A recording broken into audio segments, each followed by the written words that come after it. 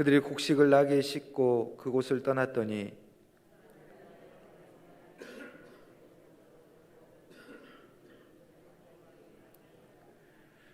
그가 그 형제에게 말하되 내 돈을 도로 넣었도다. 보라, 자루 속에 있도다. 이에 그들이 혼이 나면서 떨며 서로 돌아보며 말하되 하나님이 어찌하여 이런 일을 우리에게 행하셨는가 하고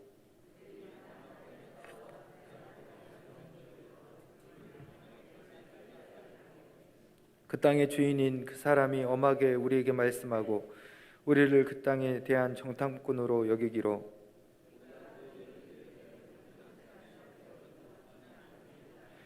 우리는 한 아버지의 아들 12 형제로서 하나는 없어지고 막내는 오늘 우리 아버지와 함께 가나안 땅에 있나이다 하였더니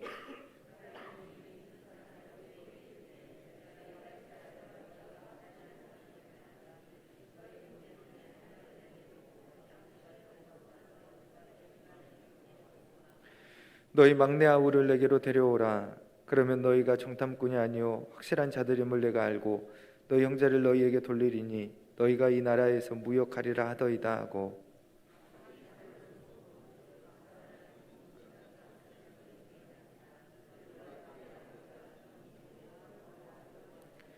그들의 아버지 야곱이 그들에게 이르되 너희가 나에게 내 자식들을 잃게 하도다. 요셉도 없어졌고 시므온도 없어졌거늘 베냐민을 또 빼앗아 가고자 하니 이는 다 나를 해롭게 함이로다.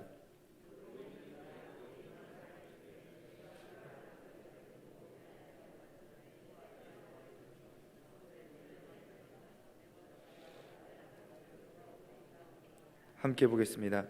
야곱이 이르되 내 아들은 너희와 함께 내려가지 못하리니 그의 형은 죽고 그만 남았음이라. 만일 너희가 가는 길에서 재난이 그에게 미치면 너희가 내 흰 머리를 슬퍼하며 수월로 내려가게 함이 되리라. 아멘. 겉으로 봐서는 믿음이 좋은지 안 좋은지 잘 모릅니다. 그런데 언제 믿음이 좋은지 알 수 있느냐? 어려움을 당해보면 그 사람의 믿음이 좋은지 좋지 않은지 알 수 있습니다. 고대 근동 지방에 7년 흉년이 오게 되었습니다. 모든 사람이 굶어 죽게 되었는데 가나안에 살고 있는 야곱의 가족도 마찬가지입니다. 흉년이 심하게 들어서 2년째 되던 해에 이제 먹을 것이 다 떨어져서 야곱이 아들들에게 가서 애굽 땅이 풍요롭다고 하니까 7년 풍년 때 창고에다 모아들였던 애굽 땅에 가서 곡식을 사오너라. 그래서 이제 베냐민을 제외하고 10아들들이 애굽 땅에 이렇게 찾아가게 됩니다. 그런데 애굽의 총리가 누구였냐? 요셉이었어요. 형들 알았던 요셉은 되내지 아니하고 형들이 정말로 변했는지 안 변했는지 이렇게 테스트하는 가운데 형들로 한번 회개하는 그런 시간을 갖게 만듭니다. 그리고 형들 가운데서 두 번째인 시몬을 잡아두고 막내인 베냐민 아버지 품에 있다고 하니까 그 베냐민 동생을 데려와라. 데려오지 아니하면 내가 정탐꾼인 줄 알겠다. 그래서 9명은 그들이 아버지께 돌아가는 가운데 있는 이야기를 다 하게 되게 됩니다. 그때 이 이야기를 들었던 야곱이 버럭 화를 냅니다. 왜냐하면은 요셉도 죽었는데 사랑하는 라헬의 아들이었던 베냐민까지 가게 된다면 죽을 게 뻔하지 않겠나. 그래서 야곱의 반응이 나오게 되는데 우리 36절 말씀 한번 읽어보겠습니다. 36절 말씀 시작. 그들의 아버지 야곱이 그들에게 이르되 너희가 나에게 내 자식들 잃게 하도다. 요셉도 없어졌고 시몬도 없어졌거늘 베냐민을 또 빼앗아 가고자 하니 다 나를 해롭게 함이로다. 야곱의 오망이 있습니다. 한편은 이해가 됩니다. 왜냐하면 부모의 마음은 항상 먼저 간 자식들에 대해서 가슴 품고 살아가기 때문에. 저희 어머님 형제가 6녀 3남이었어요. 9남매의 자녀가 있었는데 제일 큰 이모님이 제일 큰 아들인 그 형님을 올남전에 보는데 그래서 전사고 말았어요. 그런데 평생 돌아갈 때까지 그 형 이름을 부르면서 항상 거기서 벗어나지 못했어요. 다른 자식들도 많이 있었는데도 불구하고 죽어버린 그 자식 때문에 평생의 눈물을 흘리고 가슴에 품고 살았습니다. 야곱의 모습도 이해할 수가 있습니다. 20년 전에 그토록 사랑했던 요셉을 잃어버렸습니다. 그리고 둘째 시몬도 잡혀있고 그렇게 사랑했던 베냐민까지도 이제 죽게 생겼으니 어찌 두려움이 없겠습니까? 근데 이 두려움이 변해서 원망으로 변하게 되고요, 화를 내게 됩니다. 근데 이렇게 화를 내게 되고 원망하게 된 이유가 뭐냐면 바로 불신앙이라고 하는 겁니다. 야곱이 아예 불신자라고 하는 건 아닙니다. 그는 큰 복을 받은 신자였습니다. 우리가 큰 그림으로 보게 되면 야곱처럼 엄청난 축복받은 사람은 없을 겁니다. 정말로 하나님께서 크게 복 주신 사람이었습니다. 그런데 창세기를 우리가 이렇게 살펴보다 보게 되면 야곱은 허물 많은 연약한 인간이었음을 보게 됩니다. 지금 야곱이 130살이나 살았어요. 다시 말하면 어머니 뱃속에서부터 시작해서 지금까지 항상 모태신앙으로서 하나님 믿고 살았던 사람입니다. 그런데 허물이 많은 연약한 사람이었습니다. 야곱은 하나님을 믿고 있었지만 정말로 문제가 생겼을 때는 하나님의 약속의 말씀보다는 현재 자기에게 닥친 상황을 더 크게 보면서 연약한 믿음을 가졌던 사람입니다. 사람들은 어려운 문제에 부딪혔을 때 현실을 직시하지 못하고 그 원인을 엉뚱한 곳에 돌리고 다른 사람을 원망하기 있습니다. 남의 탓합니다. 근데 원망하고 불평하게 되게 되면 날로 더 자기 마음이 허전해지게 되고요, 그리고는 감사를 잃어버리게 된다는 거예요. 하나님의 뜻이 무엇입니까? 원망하는 것이 아닙니다. 감사라고 하는 거예요. 데살로니가전서 5장 16절부터 18절에 보면 항상 기뻐하라, 쉬지 말고 기도해라, 범사에 감사하라, 그리스도 예수 안에 내를 향하신 하나님의 뜻이라고 말씀했습니다. 나에게 없는 것만 보는 것이 아니라, 나에게 주지 않는 것만 보는 것이 아니라 내게 주신 것, 받은 것 감사할 수 있어야 돼요. 우리에게 없는 것, 갖지 못한 것만 바라보면 불평 불만할 수밖에 없습니다. 감사하지 못합니다.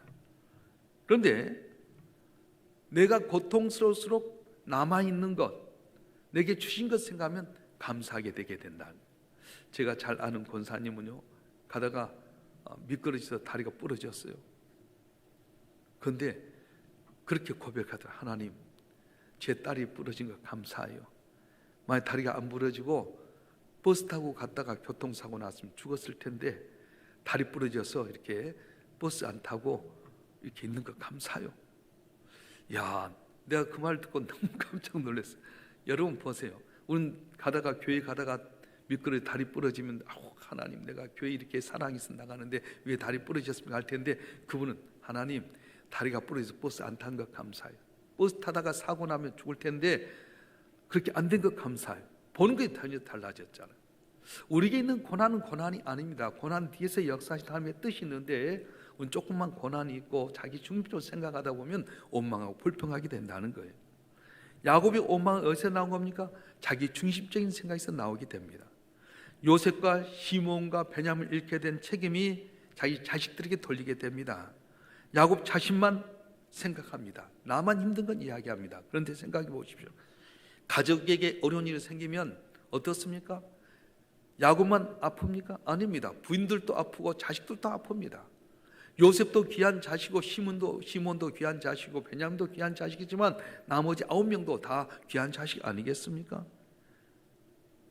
그런데 가장이라고 하는 야곱이 자기 중립으로 생각하다 보니까 베냐민까지 잃어버릴 걸 생각하면서 모든 책임을 누구에게 돌리냐? 자식들에게 돌려버렸어요. 자기 감정만 이야기해버렸어요. 사랑하는 성도 여러분, 여기에 문제가 있습니다. 모든 걸 볼 때 자기 중립적으로 생각하게 되면 시험에 들게 되고요, 더 깊은 절망에 빠지게 되고요, 고난 가운데 빠지게 됩니다. 사울왕이 골리앗을 물리친 다윗을 자기의 사위로 삼았어요. 얼마나 자랑스럽습니까? 그런데 여인들이 하는 말이 다윗이 중요한 천천히요, 사울이 중요한 천천히, 다윗이 중요한 만만히로다 하는 말 때문에 마음이 상했어요. 내가 왕인데, 내가 최고인데, 아니 나라를 구했던 다윗 사위가 칭찬받으면 더 좋아해야 되잖아요. 그런데 다윗 때문에 내가 인기 떨어졌다, 다윗 저런만 없으면 내가 더 인기가 있겠다, 그래서 자기 중심으로 생각하면서 다윗을 미워하고 원망하다 결국은 비참하게 죽고 말아요. 그 왕위를 자기 때문에 물려치지 못하고 맙니다. 하나님께서 우리에게 가장 중요한 두 가지 계명을 주셨는데, 정말로 네가 하나님의 자녀라고 한다면 자기 중심적 이기적인 삶이 아니라 하나님 중심, 이웃 중심적인 삶을 살라고 말씀하셨어요. 마태복음 22장 30절 40절에 보게 되면 예수께서 이르시되 내 마음을 다하고 목숨을 다하고 뜻을 다하여 주 너희 하나님을 사랑하라 하셨으니 이거 그거 첫째 되는 계명이요. 둘째도 그와 같으니 내 이웃을 내 자신과 같이 사랑하라 하셨으니 이 두 계명이 온 율법과 선지의 강령이라 말씀하셨어요. 자기 중심적인 삶이 아니라 하나님 중심적인 삶, 이웃 중심적인 삶을 살라고 말씀하셨어요. 뭐라고 말씀하셨다? 내 마음을 다하고 목숨을 다하고 뜻을 다하여 주 너희 하나님을 사랑하라. 내 이웃을 내 자신같이 사랑하라. 그렇게 말씀하셨어요. 할렐루야. 교회 평생 다녔다고 자랑할 것이 아니라 정말로 예수님의 가르침대로 마음과 목숨과 뜻을 다하여 하나님과 이웃을 사랑할 때에 놀란 은혜와 기적이 일어날 줄로 믿습니다. 할렐루야. 다윗이 압살롬의 반역에 의해서 신발도 신지 못하고 도망가게 됩니다. 그런데 그 어렵게 피난 가고 어려울 때 베냐민 지파 시므이라고 하는 사람이 다윗을 저주합니다. 비루한 자여, 네가 심은 대로 거둔다. 사울 왕에 네가 권력을 빼앗았던 네 아들에 의해서 네가 쫓겨나온다. 잘했다. 너는 그렇게 돼야 된다. 망해하는 게 싸다. 그때 요압이라고 하는 장군이 내가 가서 저놈 죽일까요? 아니다. 그 아니다. 하나님께서 하실 수 있다. 자기의 어려운 가운데서 손가락질하고 비난하며 오히려 가서 분풀이하고 그걸 온수 갖고 그럴 텐데 다윗은 하나님께 맡겼어. 하나님 내게 하신 말씀일 수 있다. 그런데 그런 다윗을 하나님 기뻐하셔서 정권이 회복되게 되고 존귀한 자가 됩니다. 그리고 자기 살았던 시므이를 손대지 않아요. 그런데 그 마음속에 있는 것을 나중에 솔로몬이 이야기하는 거야. 솔로몬아, 시므이가 이렇게 했던 걸 기억해라. 그는 언젠가 너를 배반할 수 있다. 그래서 솔로몬도 그냥 시므이를 죽지 않습니다. 기송강을 건너가면 너 죽을 것이다. 그래서 언제나 자기의 감정대로 자기 중심적으로 하지 않았어요. 하나님 앞에 맡겼어요. 저와 여러분 한 분 한 분 생각해 보십시다. 다윗과 같은 어려운 입장이 있지 않습니까? 내가 어려움 당하고 고난 당할 때 나에 대해서 비난하고 나에 대해서 잘못된 이야기하고 헛소문 내고 그러면 얼마나 속이 상하겠습니까? 그런데도 불구하고 다윗은 하나님이 함께 하실 수 있다. 하나님이 나에게 하신 말씀이 있다. 더 겸손해졌어요. 우리가 잘 알다시피 하만의 계략에 의해서 에스더와 모르드게 온 유대 민족이 죽을 수밖에 없습니다. 왕에게 큰 뇌물을 주고 이 유대 민족은 배반하는 사람들입니다. 그들 씨를 없애버려야 되겠습니다. 12월 13일 날짜를 정해서 죽이십시다. 모두가 다 어렵습니다. 이제는 유대는 시간 말릴 수밖에 없었습니다. 모르드게가 에스더에게 찾아와서 지금 우리가 이렇게 됐으니 네가 왕비가 된 이때가 이함이 아니냐. 왕에게 좀 이야기해라. 오라버니 왕에게 나가면 승낙 없이 나가면 독살할 줄 알고 다 죽습니다. 더군다나 와스디 왕비까지도 폐위했던 사람인데 얼마나 그래. 내가 한 달 동안 왕을 뵈지 못했습니다. 너가 안 하면 하나님이 어찌 방법이든 우리를 살리겠지만 네 가정은 망하게 될 것이다. 왕비가 된 이때를 위함이 아니냐. 그랬더니 에스더가 하는 말, 그러면 저도 3일 동안 물도 음식도 먹지 않고 기도하겠습니다. 우리 온 민족이 날 위해서 기도하고 하나님께 간구하십시다. 그러지 않고 3일 동안 기도하는 거예요. 여러분 생각해 보세요. 에스더가 자기만 잘 살려고 할 수 있잖아요. 왕비니까 유대인 다 죽어도 상관없어요. 그런데 이때를 위해서 네가 왕비 된 것이 아니냐. 그래서 모두가 다 기도할 때에 하나님께 역전시켜버리고 말았어요. 오늘 이 시대가 그렇습니다. 자기 중심적으로 살면 불평하고 불만하고 남에게 책임을 돌리고 더 어렵게 되게 되지만 하나님 중심, 이웃 중심으로 살아가게 되면, 말씀대로 살아가게 되면 은혜가 넘치게 되게 되고 기적이 일어나게 되게 되고 승리한 은혜가 있어질 줄 믿습니다. 할렐루야. 마태복음 7장 12절을 보게 되면 그러므로 무엇이 너희가 남에게 대접을 받고 너희도 남을 대접하라 이렇게 말씀하셨어요. 사탄은 항상 우리 마음을 조정해서 어떻게 하냐, 자기 중심적으로 생각하도록 합니다. 그래서 우리는 마귀의 게임에 빠지지 않도록 언제나 예수님 말씀 따라 살아가야 돼요. 겉으로는 예수 믿지만 말씀대로 살지 않으면 이건 교인이 아니에요. 신자가 아니에요. 이 어려운 시대 속에 우리는 어떻게 해야 됩니까? 자기 중심적으로 생각하고 자기 중심적으로 말하기보다는 마음을 다하고 목숨을 다하고 뜻을 다하여 하나님을 사랑하고 이웃을 자기 목숨처럼 사랑하라, 자기처럼 사랑했던 것처럼 하나님 중심, 이웃 중심으로 삶으로 말미암아 은혜 받고 승리하는 우리 모두가 되길 주님 축원합니다. 축원합니다. 야곱은 130년의 생애를 살면서 큰 은혜를 받았지만 여전히 자기 중심적입니다. 어떤 사람입니까? 베델의 언약, 형 에서의 낯을 피하여 도망가듯 찬 이슬 맞아가면서 돌베개 베고 잘 때 거기서 하나님께서 언약을 주셨어요. 그 말씀이 창세기 28장 13절 15절인데 제가 한번 받들겠습니다. 또 본즉 여호와께서 그 위에 서서 이르시되 나는 여호와니 너희 조부 아브라함의 하나님이요 이삭의 하나님이라. 내가 누워있는 땅을 내가 놓아 내 자손에게 주리니 내 자손 땅에 티끌같이 되어 내가 서쪽과 동쪽과 북쪽과 남쪽으로 퍼져나갈지며 땅의 모든 족속이 너와 내 자손 말미암아 복을 받으리라. 내가 너와 함께 있어 네가 어디로 간 너를 지키며 너를 이끌어 이 땅으로 돌아오게 할지라. 내가 내게 허락한 걸 다 이루기까지 너를 떠나지 아니하리라 하신지라. 야곱은 하나님부터 땅과 자손의 축복을 이어받고 이 축복이 이어지기까지 결코 떠나지 않겠다고 말씀을 받았습니다. 그럼에도 불구하고 조금만 어려움 나면 하나님의 약속보다는 현실만 바라보며 살았습니다. 루벤이 아버지 염려하지 마세요. 베냐민이 죽을 것 같으면 내가 죽더라도 데리고 오겠습니다. 만약 그러지 못하면 내 아들들 죽이십시오. 그렇게까지 설득합니다. 우리 37절 말씀 한번 읽어볼까요? 시작. 루벤이 그의 아버지께 말하 이르되 내가 그를 아버지께 데리고 오지 아니하거든 내 두 아들을 죽이소서. 그를 내 손에 맡기소서. 내가 그를 아버지께 데리고 돌아오리이다.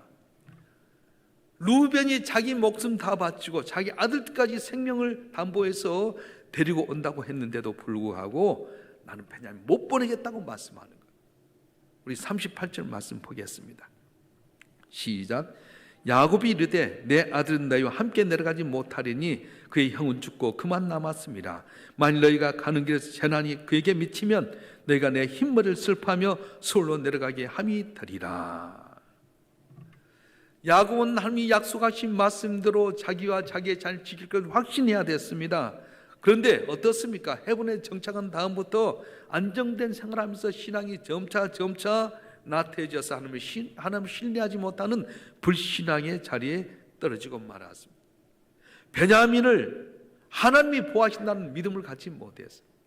여기에 우리의 문제가 있습니다. 오늘 야곱의 모습이 바로 우리의 모습입니다. 교회 다니면서도 문제가 생기면 하나님의 약속의 말씀을 믿기보다는 인내하기보다는 당장 눈앞에 있는 상황만 바라보면서 두려워하고 근심에 사로잡혀 버린 겁니다. 그리고 그 상황에 대해서 불평하고 원망합니다. 정말로 내가 하나님 살아계신 믿는다고 한다면 아무도 염려할 필요가 없다는 거예요. 하나님 온전히 신뢰하고 그분께 맡기면 그분께서 약속하신 대로 지키시고 보시고 복을 내려 주실 것입니다. 그래서 오늘 말씀을 통해 야곱의 연약함을 한번 살펴보십시다.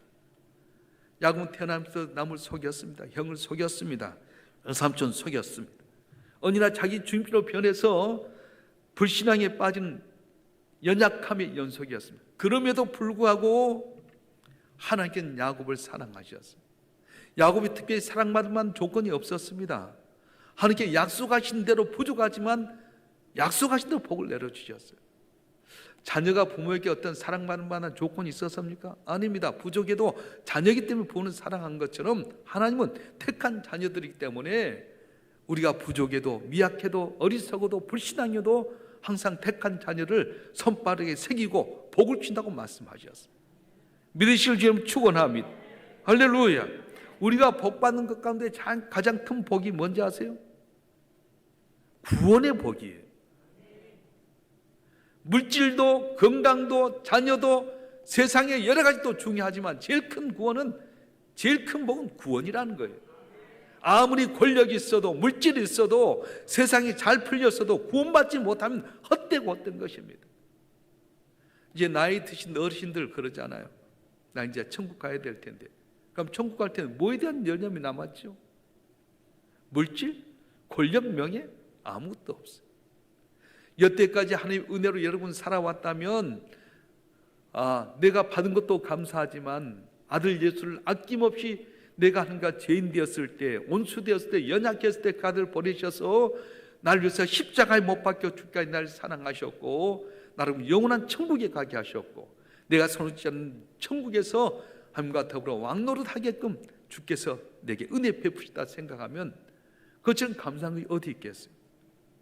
물어볼게요. 여러분, 좀 물질로 복을 더 많이 받는 것이 받고 그냥 구원 못 받는 게 좋겠어요? 좀 어렵더라도 구원 받는 게 좋겠어요? 뭔 말인지 몰라요? 1번, 좀 물질로 복 받고 세상은 잘 돼도 구원받지 못하는 거라고. 2번, 좀 못 살아도 뭐 넉넉히 뭐 존귀하게 안 되더라도 구원받는 것. 1번이요, 2번이요? 1번? 말로만? 제일 큰 복은 구원받는 거예요. 그래서 성탄절이 우리에게 기쁜 소식이에요. 죄 가운데 있는 우리를 구원하기 위해서 아들 예수를 이 땅에 보내주셨어요. 우리가 많이 배우나 잘나서 구원받는 것 아닙니다. 부모는 자녀가 잘나서 먹여주고 입혀준 것이 아니라 자녀이기 때문에 다 돌봐주고 인도해준 겁니다. 하나님도 마찬가지입니다. 우리는 조금만 어려운 일이 생기면 하나님의 약속에 대해서 의심합니다. 근데 하나님은 우리를 너무도 잘 아신 거예요. 그리고 사랑하신 거예요.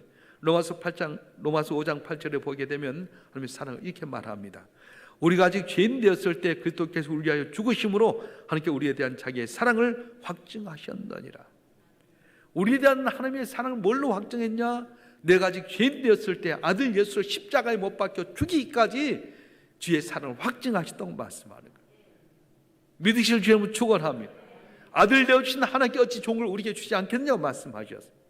그래서 여러분 실제로 돌이켜보면 참 아무것도 아닌데 너무 자기 중심적으로 생각하면 없는 것 때문에 불평하고 안 될 것 때문에 낙심하고 누구 때문에 했다고 원망하고 불평불만할 때가 많아요.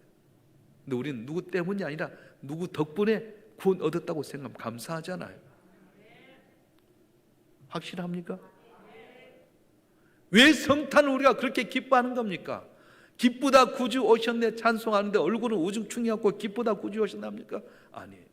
정말로 나는 영원히 멸망받을 수밖에 없고 가능성 없는 존재였는데 하나님 내가 아직 죄인 되었을 때에 하나님과 온수되었을 때 연약했을 때 아들 예수 이 땅에 보내주셔서 구원의 길을 열어주셨다. 그리고 마침내 그 나를 위해서 십자가에 못 박혀 죽기까지 내 죄를 다 담당해서 나는 이제 하나님 앞에 죄인이 아니라 하나님의 자녀고 영원한 천국에 가게 될 것이고 약속의 말씀은 하나님의 자녀로서 하나님과 왕노를 하리라.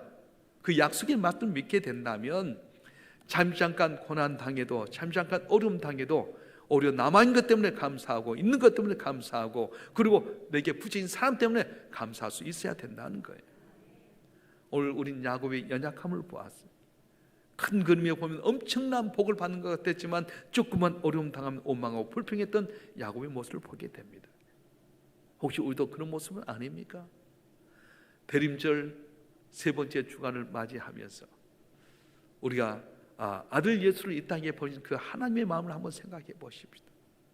우리가 사랑받을 만한 조건 하나도 없는데 그 아들을 이 땅에 보내실 때 왕궁에 보낸 것도 아니고 정말로 보잘것없는 베들레헴의 말구에 태어나게 만드셨어요.